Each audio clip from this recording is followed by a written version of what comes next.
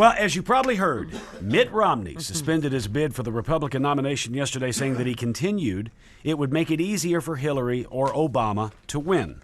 His decision makes McCain the clear frontrunner on the Republican side. We wanted to find out if there was more to this story, so with us on the phone to explain his decision is Mitt Romney. Good morning, Mr. Romney. Good morning, Mark and Brian. Or should I say, good-looking morning, Mark and Brian. Nice. Because when you've got a face like mine, every morning's a good-looking morning. Mm-hmm. However, it is with a heavy heart and perfect hair that I announce I'm no longer seeking the Republican nomination. Super Tuesday wasn't too good for the Mitt man. I don't cry, mainly because it gives me crow's feet. But I gotta tell you, I haven't felt like crying that much since Dermalogica discontinued the sheer intensive moisture balance with aloe skin conditioner. Wow. If you ever want to see a handsome, impeccably dressed man, physically fit, with perfect bone structure get really, really, really sad, then all you had to do was look at me the other night. Yeah. What was America thinking? Tell me that. Huh? I don't know. They could have voted for me, the most perfect-looking man who ever existed. But instead they voted for John McCain, a man who looks like a mixture of Dick Cheney and Gollum. I'll keep us out of Iraq forever. I'm not sure where I went wrong. Maybe it was saying that I was in favor of genocide of the ugly people. Kill them all, I say. Yeah, that could have hurt you. Or maybe it was my position that only unattractive women should be allowed to have abortions. And in their case, abortion wouldn't be just legal, it would be mandatory. No, wait a minute, think about it.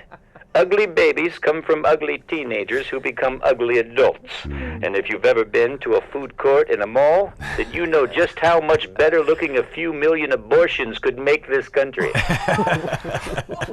Are you with me? Yeah.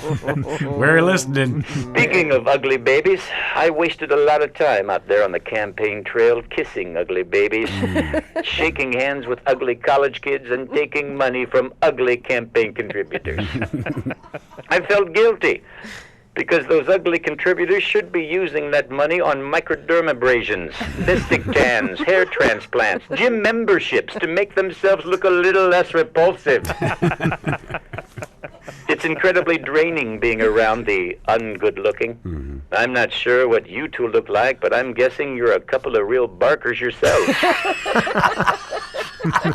I mean, after all, you do work in radio. But I think I'm safe talking to you on the phone. I'm just grateful that all that campaign trail ugly didn't rub off on the Mitt man. Because when I look in the mirror, like I'm doing right now, it's obvious that didn't happen. How you doing, Mitt? You're looking good, buddy. What? I can't. I'm on the phone. What? I'm talking. Well, okay. There you go.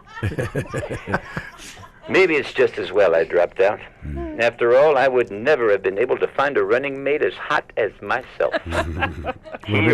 That's right. He or she would have just ended up dragging me down to Yucky Town.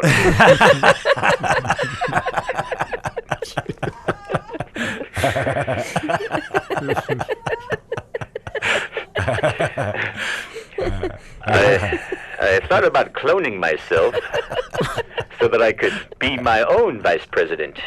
But then I would have had to wait 35 years until the Romney clone was old enough to run. At that point, I would have been 95, but so what?